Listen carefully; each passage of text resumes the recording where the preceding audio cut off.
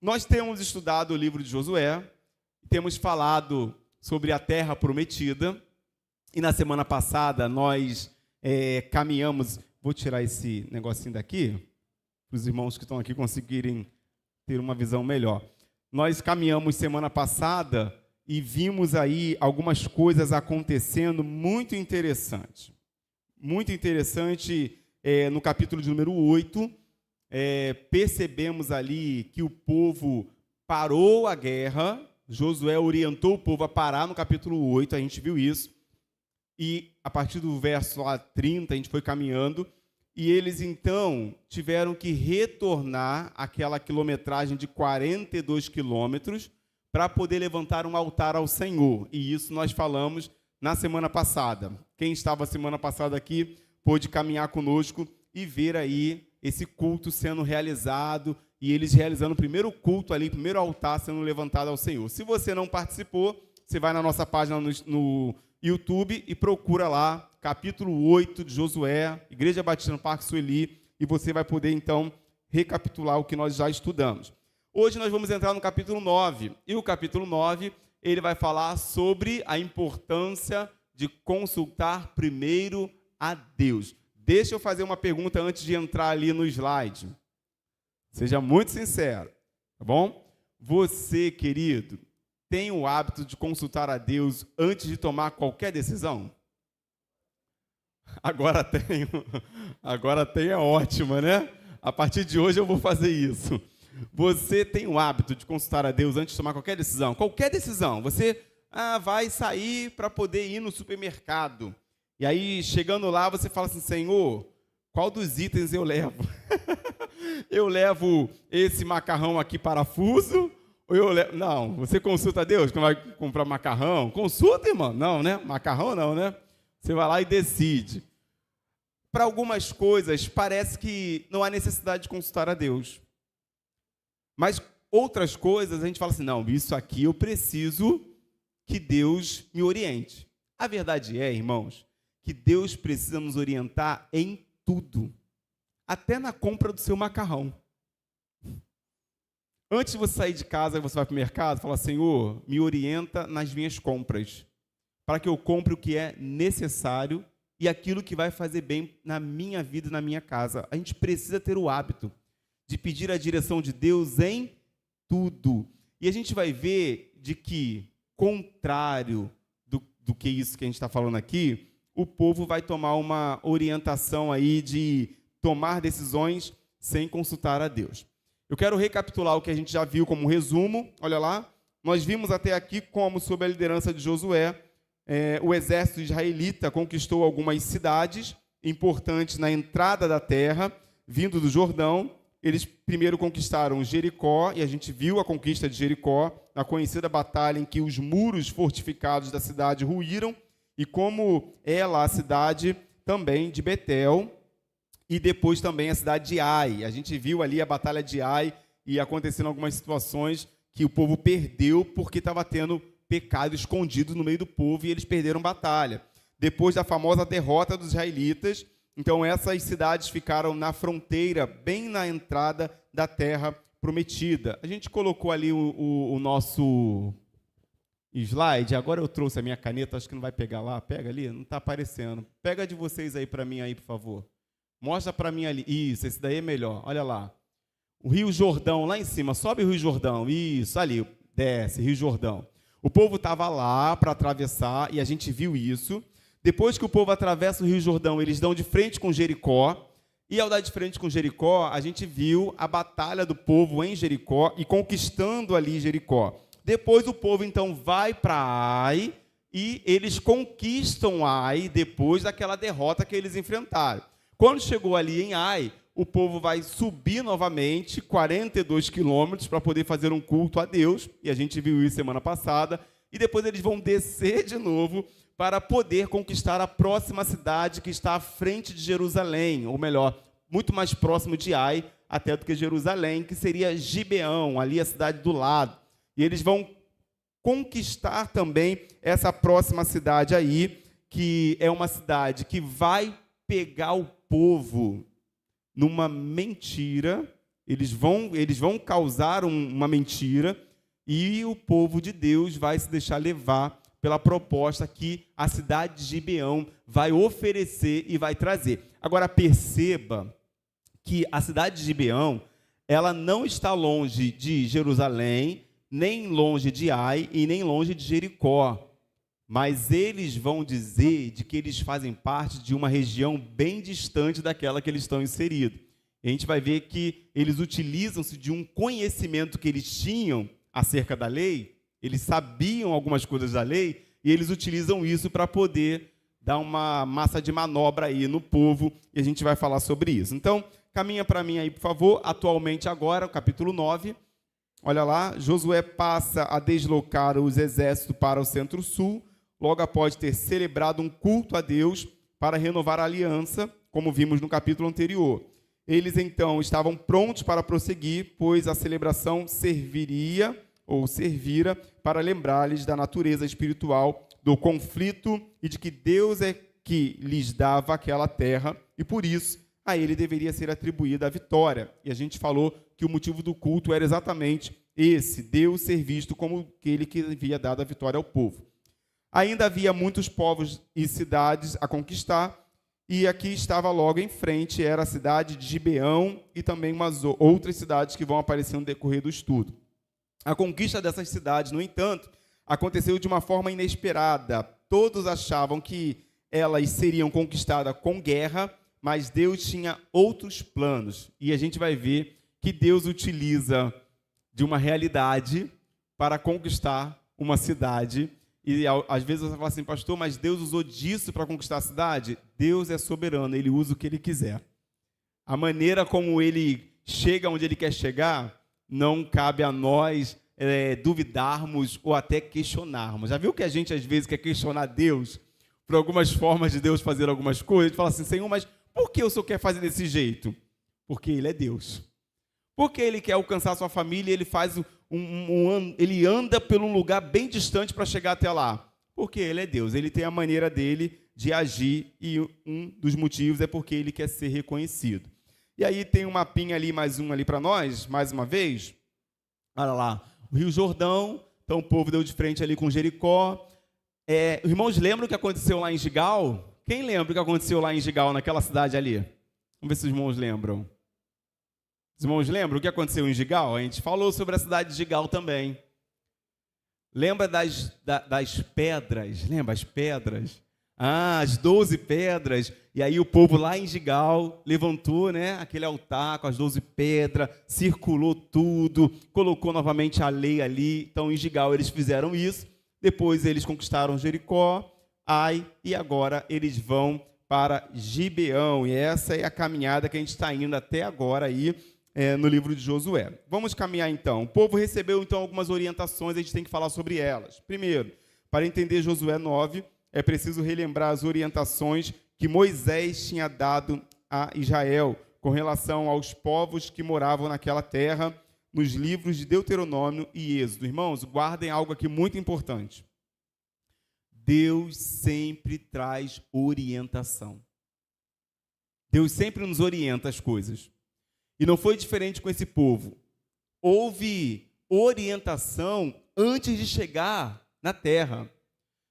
Quando Deus nos diz o que a gente deve fazer antes de chegar no cumprimento da promessa, a gente precisa se lembrar do que Deus disse que a gente deveria fazer. Às vezes a gente chega na promessa, mas não lembra do que Deus disse que deveríamos fazer quando lá nós chegássemos. E o povo vai receber as orientações aqui no livro de Deuteronômio e Êxodo, mas quando chega lá, o povo vai se esquecer do que Deus havia orientado. Moisés, então, havia dito ao povo que quando entrassem na terra e a guerra começasse, eles não deveriam fazer aliança nenhuma com os moradores locais. As cidades deveriam ser destruídas e todos os altares edificados aos deuses pagãos deveriam ser derrubados. Deus não queria que o seu povo fizesse uma aliança com os moradores da terra, nem que permitisse a entrada das religiões idólatras em seu meio, de modo que viesse a afetar o verdadeiro culto. Êxodo capítulo 34, do 10 ao 17, vai dizer para nós, então, essa primeira orientação de Deus. Olha lá. Então o Senhor disse: faça uma aliança diante de todo o seu povo, farei prodígios jamais realizados na presença de nenhuma outra nação de toda a terra. O povo no meio do qual você habita verá a obra maravilhosa que eu, o Senhor, farei em favor de vocês.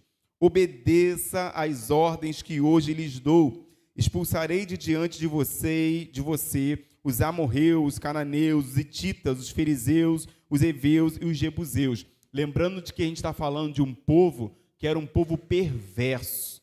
Falamos sobre isso. Esse povo era um povo que sacrificava os seus filhos a ídolos, e vivo, pegava os filhos vivos e queimava vivo a esses ídolos. Deus está falando que ele vai eliminar essa raça.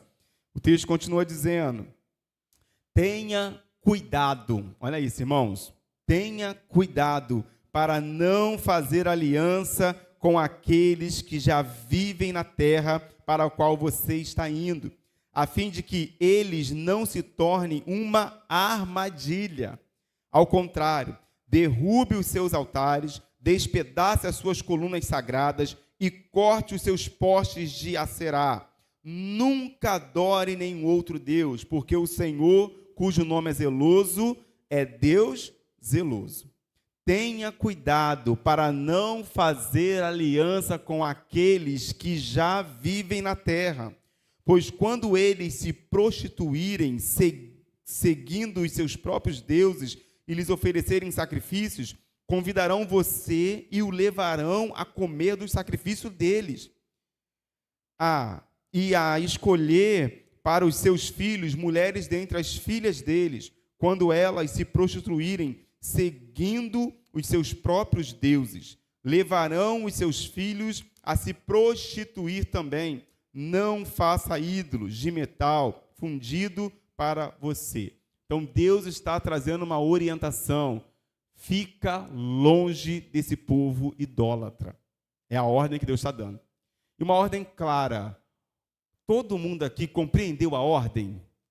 O povo não deveria fazer o quê, irmãos? Aliança. Essa ordem é clara, sim ou não? Porque muitas vezes a ordem é clara e a gente não pratica ela. Não é verdade? Porque é clara. Deus orienta-nos claramente a vontade dele, a direção dele, e quantas são as vezes que a gente escolhe não obedecer. O problema do povo não é falta de orientação. O problema do povo é falta de obediência. O nosso problema no tempo de hoje, 2024, não é falta de orientação. Nosso maior problema hoje é falta de obediência. Porque quantas vezes a gente sabe o que tem que ser feito, mas a gente escolhe fazer aquilo que não é para fazer. Então é a desobediência que fala mais alto do que a orientação para que nós vivamos a vida de obediência. E o povo, então, não está desinformado. O povo foi bem orientado, caminhando, olha lá. Aí tem uma exceção aí. A exceção que poderia ser feita era com relação a povos que morassem um pouco mais longe de Canaã. Lembra que os povos que estavam em Canaã eram povos perversos, povos idólatras. Agora, o grupo que vai aparecer, que a gente acabou de falar, é um povo que, muito provável, sabia dessa exceção. E eles vão usar isso em favor deles. Eles vão falar uma mentira para usar isso aqui em favor deles. O que está lá em Deuteronômio 20, do 10 ao 17. Olha lá. Quando vocês avançarem para atacar uma cidade, envie-lhe primeiro uma proposta de paz. Se os habitantes aceitarem e abrirem as suas portas, serão seus escravos e se sujeitarão a trabalhos forçados. Se, porém, eles recusarem a paz e entrarem em guerra contra vocês, sitiem a cidade. Quando o Senhor, o seu Deus, entregá-la nas suas mãos, matem à espada todos os homens que nela houver. Contudo, poderão ficar com as mulheres, as crianças, os rebanhos e tudo o que acharem na cidade. Vocês poderão ficar com os seus despojos dos seus inimigos que o Senhor, o seu Deus, lhes deu. É assim que vocês tratarão todas as cidades distantes que não pertencem às nações vizinhas de vocês. Então, para aqueles que eram de um lugar distante, havia uma possibilidade de o povo de Israel criar um tratado de paz com eles e não destruí-los. Esse povo que vai aparecer agora no capítulo 9 usa disso, e claro, eles vão falar uma mentira, porque eles fazem parte muito próximo da cidade de Canaã, eles estão muito perto ali, mas eles vão dizer que eles são de longe, para que haja um tratado de paz com eles, e eles não venham perder a vida deles. Então, eles usam de uma mentira para ter a vida deles guardada. E aí a minha pergunta, não para você responder, porque de repente vai criar conflito, mas para você pensar aí, até onde eu posso usar uma mentira para me dar bem em uma verdade? Até onde eu posso usar uma meia mentira para poder conseguir ficar bem? Se de repente você está lá na rua, aí chega uma pessoa e diz para você assim, você é crente? Fala assim, por quê? Não, porque se você for crente, vou degolar você agora. Aí você vai falar para ele assim, não sou não. Eu até pensei em ser, mas eu ainda não tornei ainda não. Até onde, querida, a gente, né? Vai falar uma mentirinha para poder chegar a nos livrar de uma situação. Então, irmãos, já falamos isso aqui, né? Mentira é mentira. E a Bíblia diz que a mentira ela tem um pai. E eu não sou filho dele, nem você. Então, prevaleça com a verdade, porque a verdade vos libertará. É isso que a palavra de Deus nos garante. O texto vai dizer ali ainda, olha lá, caminhando. No entanto, nas cidades das nações, que o Senhor, o seu Deus, dá a vocês, por herança, não deixem vivo nenhum ser que respira, conforme a ordem do Senhor, o seu Deus. Separem para a destruição os hititas, os amorreus, os cananeus, os fariseus, os heveus. O povo que a gente vai ver agora é um povo conhecido como os heveus. Então, eles foram separados para quê, irmãos? O texto está dizendo que eles foram separados para quê? Destruição. Eles sabiam disso, que Deus viria e iria destruí-los. Por isso, eles estão inclusos e eles vão se usar de uma artimanha. E os jebuseus. Então, eles sabiam disso. Com essa exceção aí, as cidades mais distantes estavam em exceção. Se seus habitantes aceitassem a paz, os israelitas não as destruiriam, mas tomaria as pessoas como escravas e as fariam executar os trabalhos mais básicos, como puxar água e cortar lenha. Melhor do que morrer trabalhar, né? Puxando lenha, fazendo casa. Por isso que a gente precisa entender isso. Às vezes a gente que está trabalhando fala assim, eu preferia a morte do que aguentar esse chefe. Preferia nada. Que quando chegar alguém para querer te matar, tu fala, não, misericórdia, não quero não, eu quero viver. Então é melhor trabalhar, mesmo que tenha que puxar lenha, água, trabalhar. E o povo precisa compreender essa verdade aqui. Outro fator importante para entendermos melhor o capítulo 9 de Josué foi que Moisés disse a Israel para sempre consultar a Deus toda vez que saísse para a batalha. Está lá em Números 27, 18 a 21, quando Josué foi designado como sucessor de Moisés e general, Deus diz o seguinte a ele: Então o Senhor disse a Moisés, tome Josué, filho de Num, homem em quem está o Espírito, e impõe as mãos nele. Coloque-o diante do sacerdote Eleazar e de toda a comunidade e o comissione na presença deles. Delegue a ele parte da sua autoridade para que toda a comunidade de Israel lhe obedeça. Ficará diante do sacerdote Eleazar, que lhe transmitirá ordenanças ao consultar o Urim diante do Senhor. A gente lembra, a gente já viu o Urim, aquele peitoral que ele tinha, e ali era a forma de consultar a Deus. E Josué, então, deveria fazer isso sempre antes de ir para uma batalha. Volto a perguntar, querido, você consulta a Deus todo dia? Ou toma uma decisão precipitada? Assim, não, pastor, eu olhei para o bonitinho aqui e achei que ele é um garoto assim que vai me abençoar, vou casar com ele. Aí casa. Casamento é o que, irmãos? Aliança. Preste atenção nisso, porque esse texto vai nos ensinar sobre isso, sobre a aliança. O povo tinha uma aliança. E vão deixar de cumprir a aliança porque não consultaram a Deus. E aí houve uma quebra de aliança. Às vezes a gente quer fugir daquilo que a gente fez como aliança com o Senhor, falando que no passado houve um erro, um equívoco. Ai, mas eu não sabia que ele ia ser tão chato depois que casasse. Ai, eu não sabia que ela ia falar tantas coisas. Não tem desculpinha para quebra de aliança. Não tem. Não existe, não, mas eu vou dar um... Pastor, mas eu errei, as pessoas me induziram, me levaram a fazer isso. Aliança feita com o Senhor não pode ser quebrada. Consulta a Deus, Ele vai te falar, antes de você pensar em querer quebrar aquilo que você fez com o Senhor. Muito cuidado, hein? Você que está aqui nessa noite achando que vai quebrar a aliança.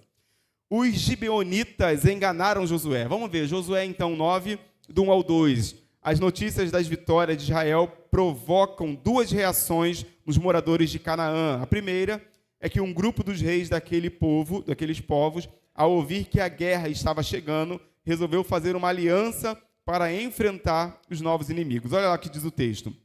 O texto traz a relação das 7 etnias que habitavam aquela região.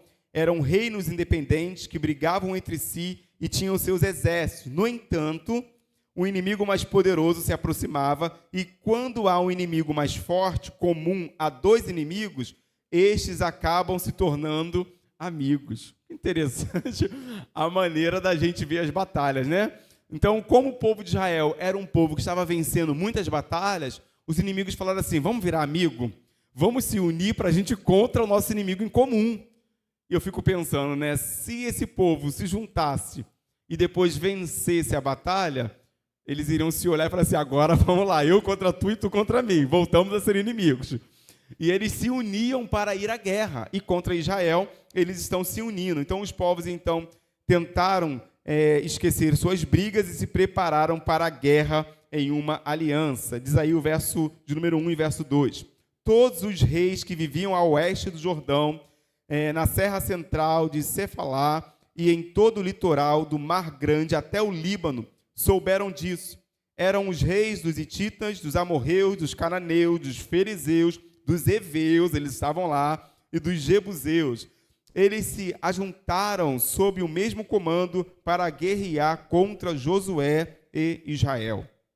Um desses povos, então, no entanto, chegou à conclusão de que não daria conta do exército de Israel, pois este já havia derrubado as cidades de Ai, Betel e Jericó, e mais 2 reinos de outro lado do Jordão. Aí o verso 3 ao 5, eles vão entrar em cena e vão se revelar aí de uma maneira a tentar livrar o deles da situação.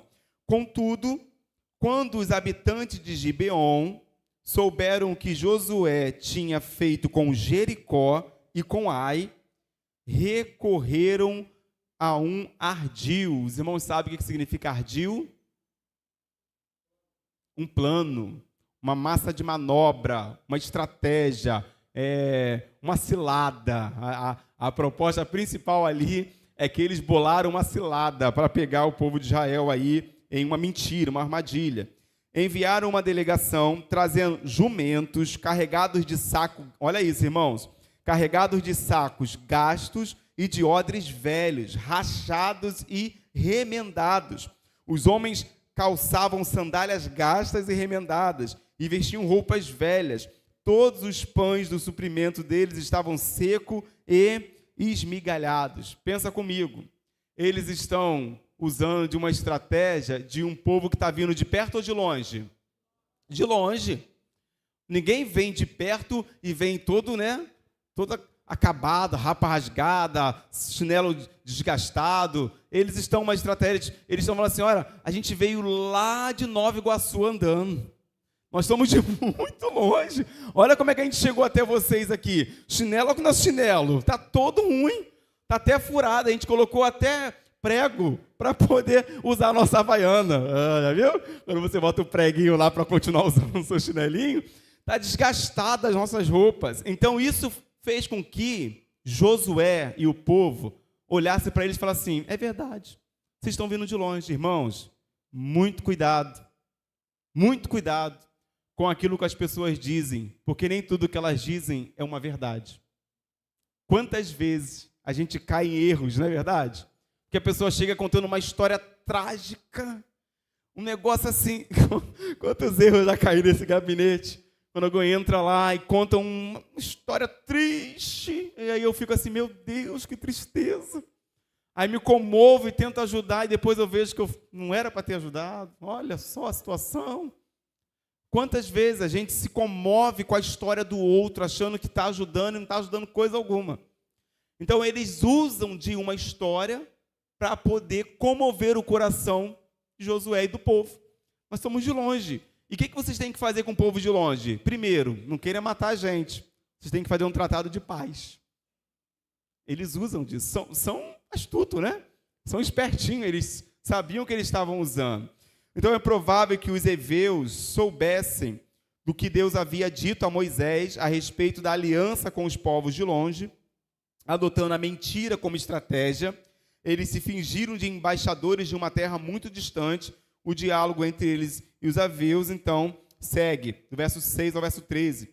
Foram a Josué no acampamento de Gigal e disseram a ele e aos homens de Israel: viemos de uma terra distante, queremos que façam um acordo conosco. Os israelitas disseram aos heveus: talvez vocês vivam perto de nós. Como poderemos fazer um acordo com vocês? Somos seus servos, disseram a Josué. Josué, porém, perguntou: quem são vocês? De onde vêm? Eles responderam: os seus servos vieram de uma terra muito distante por causa da fama do Senhor, o seu Deus, pois ouvimos falar dele, de tudo o que fez no Egito e de tudo o que fez aos 2 reis dos amorreus a leste do Jordão, Seom, rei dos Esbom, e Og, rei de Bazã, que reinava em Astarote. Por isso, os nossos líderes e todos os habitantes da nossa terra nos disseram: juntem provisões para a viagem, vão ao encontro deles e digam-lhe: somos os seus servos, façam uma aliança conosco. Este nosso pão estava quente quando embrulhamos em casa, no dia em que saímos da viagem para cá. Mas vejam como agora está seco e esmigalhado. Gente, eles são muito atores, né? Fazem parte do teatro. Só pode. Olha lá, verso 13. Esses odres que enchemos de vinho eram novos, mas agora estão rachados. As nossas roupas e sandálias estão gastas por causa da longa viagem. Então, eles elaboram toda uma história bem colocada, muito bem elaborada, irmãos. Deixa eu dizer uma coisa para você, hein? O inimigo, ele é astuto. Eu estava ouvindo esses dias um pregador falando, e isso é muito importante para a igreja. Ele estava falando assim: igreja é lugar de vigilância e oração. Às vezes a gente está na igreja, a gente só fica de olho fechado orando. Mas o inimigo age quando muita gente está de olho fechado e não está achando que nada está acontecendo. Às vezes a igreja é o lugar que muita gente acha assim: lá só tem gente bobinha. Lá eu conto uma história, todo mundo acredita.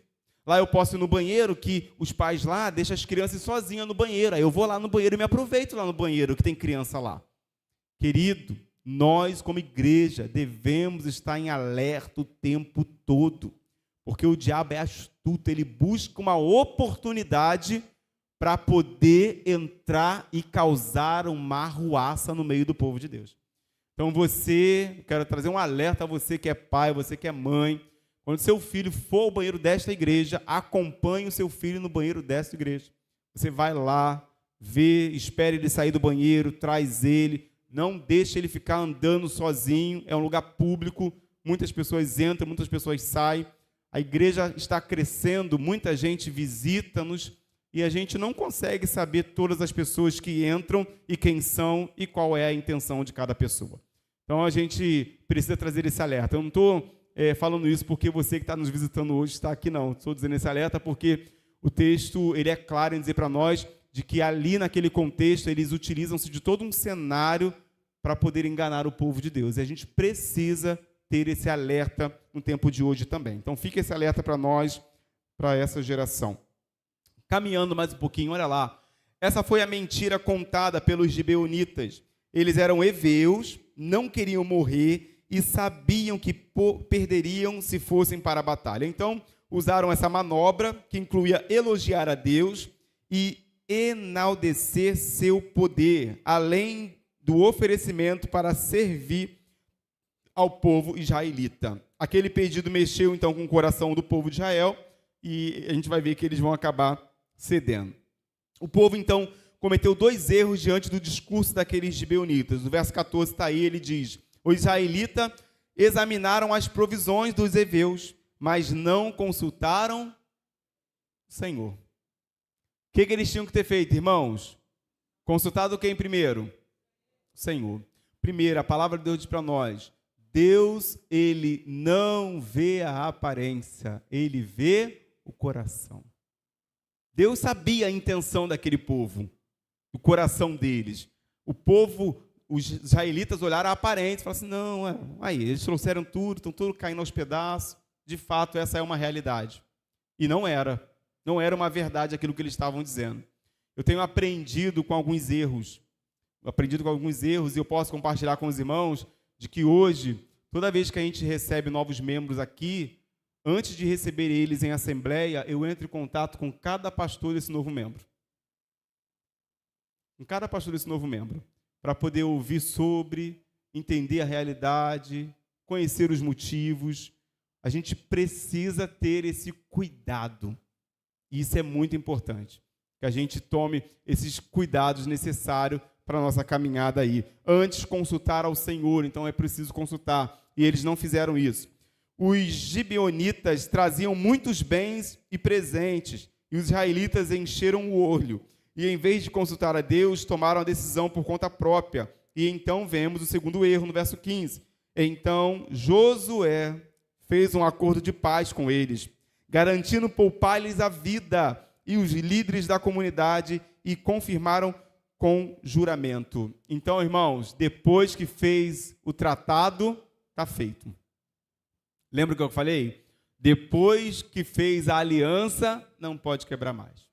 Eles fizeram um tratado, fizeram uma aliança e não poderiam voltar atrás, mesmo que, a gente vai ver no texto, que eles vão querer voltar atrás, mas agora não pode mais voltar atrás. Do verso 16 ao 17 diz: três dias depois, olha lá, mentira sendo descoberta, de fazerem aliança com os gibeonitas, os israelitas souberam que eram vizinhos e que viviam perto deles. Por isso, partiram de viagem e 3 dias depois chegaram às cidades dos heveus, que eram Gibeon, Quefirá e Berote e Quiriate-Jearim. Gibeão, então, não era uma cidade fraca, ela era uma cidade grande, com uma cidade de cidades reais ali, sendo ainda maior do que a cidade de Ai, e todos os seus homens eram homens guerreiros. Quando os israelitas chegaram lá para tomar aquela cidade, reconheceram os viajantes que alegaram ser de outra terra. Eu não sei você, mas quando alguém fala uma mentira e a gente acredita na pessoa, e depois você olha para a cara dela e fala assim: não era bem isso não, eu só estava brincando com você. Oh, querido. O velho homem tenta surgir e a gente tem que falar assim: mata esse velho homem, Jesus. Não deixa ele tomar conta da gente de novo não é verdade? Porque, irmãos, lidar com gente mentirosa é difícil demais. Quando a pessoa mente na cara dura assim, você sabe que está mentindo, a vontade de pegar ela, de ensinar ela uma boa correção na verdade. Bom, caminhando ainda, olha lá o verso 18 em diante. Contudo, os israelitas não os atacaram, porque os líderes da comunidade lhe haviam feito um juramento em nome do Senhor, o Deus de Israel. Toda a comunidade, porém, queixou-se contra os líderes, que responderam: fizemos a eles o nosso juramento em nome do Senhor, o Deus de Israel, por isso não podemos tocar neles. Contudo, nós os trataremos assim, vamos deixá-los viver, para que não caia sobre nós a ira divina, por quebrarmos o juramento que lhe fizemos. Em seguida, acrescentaram: eles ficarão vivos, mas serão lenhadores e carregadores de água para toda a comunidade. Desse modo, os líderes mantiveram a promessa feita. Ou seja, uma aliança feita não podia ser quebrada. Pastor, mas eles foram enganados, pastor. Enganaram eles e fizeram aliança. A aliança com o Senhor não pode ser quebrada. E eu volto a repetir. Quando você fez uma aliança com o Senhor, independente da circunstância, se alguém te enganou, se o camarada te lubridiou, falou assim, não, eu vou ser o melhor homem da sua vida, eu vou limpar a casa, eu vou trazer tudo, eu vou ser um marido exemplar, e infelizmente ele não foi. O texto é claro, não tem jeitinho, né? Não tem esse jeitinho. E essa era uma realidade, você vê, eles foram enganados. Você poderia dar todo motivo para falar assim, não, abandona, sai, quebra essa aliança. Mas eles entendiam de que eles não podiam quebrar aquela aliança. E para o nosso tempo de hoje, irmãos, a gente também precisa entender isso. Não há jeitinho para quebrar aliança. O povo de Israel, então, porém, não aceitava o acordo e queria matar os gibeonitas, saquear a cidade e se aproveitar dos bens. Os príncipes, no entanto, foram firmes e disseram não, pois havia uma aliança firmada diante de Deus que continuava valendo, mesmo que os gibeonitas tivessem agido com desonestidade. A aliança com Deus, ela é feita para sempre e não pode ser desfeita. Os gibeonitas, enfim, se tornaram rachadores de lenha e tiradores de água. No templo de Salomão, mais à frente, que seria construído mais tarde, havia uma demanda enorme de lenha, porque o altar, que era imenso, tinha de queimar o dia todo e a água o limpava. Então os gibeonitas se tornarão aí ajudantes dos levitas na casa de Deus no trabalho dos sacrifícios. Deus pode fazer o que Ele quiser com qualquer situação. E nesse caso, Ele vai usar essa situação para que esse povo fosse usado para o serviço do templo que Salomão vai construir. Olha que coisa assim, mas Deus pode fazer isso? Deus pode mover como Ele quiser. Ele é o dono da história. E aí Ele faz isso. Por isso, eu creio de que se você entrou em uma situação, casou, fez uma aliança, Deus pode dar escape nesse negócio. Deus pode trazer solução, Deus pode trazer amor de volta, Deus pode renovar, Deus tem poder para mudar aí. Eu fui inocente no passado, pastor. Deus pode mudar isso. Só fica firme nessa aliança. Não abandona não, porque Deus tem promessa e Deus vai fazer a obra completa, como vimos domingo à noite. Do verso 22 ao verso 27, então Josué convocou os gibeonitas e disse: por que vocês nos enganaram, dizendo que viviam muito longe de nós, quando na verdade vivem perto? Agora vocês estão debaixo da maldição. Nunca deixarão de ser escravos, como lenhadores e carregadores de água para a casa do meu Deus. Eles responderam a Josué: os seus servos ficaram sabendo como o Senhor, o seu Deus, ordenou que Moisés, o seu servo, desse a vocês toda essa terra e que eliminasse todos os seus habitantes da promessa de vocês. Ou seja, eles sabiam do que iria acontecer. Tivemos muito medo do que poderia acontecer conosco por causa de vocês, por isso agimos assim. Estamos agora nas suas mãos, faça conosco o que parece bom e justo aos seus olhos. Josué, então, os protegeu das mãos dos filhos de Israel e não permitiu que os matasse. Naquele dia, fez dos gibeonitas lenhadores e carregadores de água para a comunidade e para o altar do Senhor, no local que o Senhor escolhesse. É o que eles são até hoje. Você imagina o povo de Israel? Eles, assim, servindo água.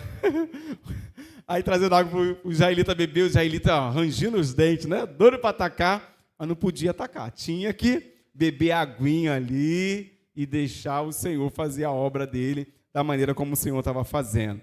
Para a gente chegar ao término dessa noite já, meus irmãos, e concluirmos o capítulo 9, Deus deseja que sempre o consultemos. Boa parte dos erros e das decisões equivocadas que tomamos como indivíduos, família ou igreja, ocorre porque não consultamos a Deus. Às vezes, nos precipitamos como o povo de Israel fez. Então, querido, comece a consultar ao Senhor antes de tomar uma decisão, porque certamente O Senhor é Deus que quer ser consultado todo dia. Então, amanhã, consulte a Deus. Hoje, consulte a Deus. Semana que vem e todo dia, passe a orar ao Senhor. Ah, pastor, mas isso aqui é uma coisa que é desnecessária. Eu vou consultar a Deus, eu posso pegar um empréstimo? Consulta ao Senhor, querido. Consulta ao Senhor, porque Deus vai te orientar até nisso, para você não entrar em uma realidade que depois vai ser sérias consequências que você vai ter que lidar. Que Deus nos abençoe e que nessa noite a gente possa ter despertado o nosso coração para a certeza de que uma aliança com o Senhor, ela permanece para sempre. Semana que vem, nós vamos falar, olha lá, se Deus existe, querido, tudo é o quê? Tudo é possível. Semana que vem a gente vai ler Josué 10, do 1 ao 15. A gente vai dividir o capítulo 10 em duas parcelas, duas parcelas sem juros. Então, semana que vem, capítulo 10, do 1 ao 15, e na outra semana a gente, então, finaliza o capítulo 10, porque não dá para fechar ele todo na próxima semana. Vamos orar? Vamos agradecer a Deus por essa noite.